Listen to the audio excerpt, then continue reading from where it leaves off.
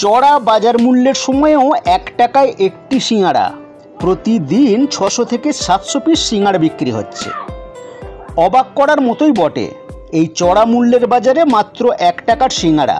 প্রথমে শুনলে মনে হয় অবিশ্বাস্যকর, তবে সত্যিই যে 1 টাকায় একটি এবং 5 টাকায় 5টি সিঙাড়া মিলছে শ্যামপুরের বছর 65 মনোরঞ্জন ভৌমিকের দোকানে। আলুর পুর দেওয়া সিঙাড়া, তাও সর্ষের তেলে ভাজা। 1 টাকার এই সিঙাড়া ছোট হলেও স্বাদে মন্দ নয়।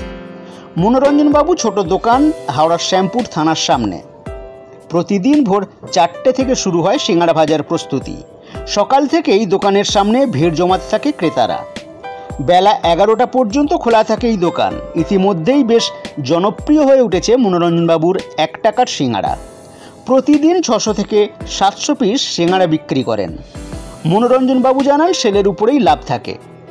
কোনো কর্মচারী ছাড়াই নিজে তৈরি করেন এই সিঙাড়া, যার কারণে মানুষের হাতে তুলে দিতে পারছেন এখনও 1 টাকার সিঙাড়া। শ্যামপুরের বিভিন্ন জায়গা থেকে ক্রেতারা ভিড় জমাতে থাকে দোকানে। কড়াই থেকে ভেজে নামানোর সাথে সাথেই বিক্রি হয়ে যায় 1 টাকার সিঙাড়া।